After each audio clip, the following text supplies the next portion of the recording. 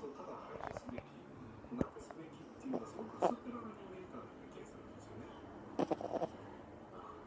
性悪説、性善説、ああいう分け方がありますけど、私どちらもあんまりしっくりきてなくて、私自身は性弱説だと思っていて、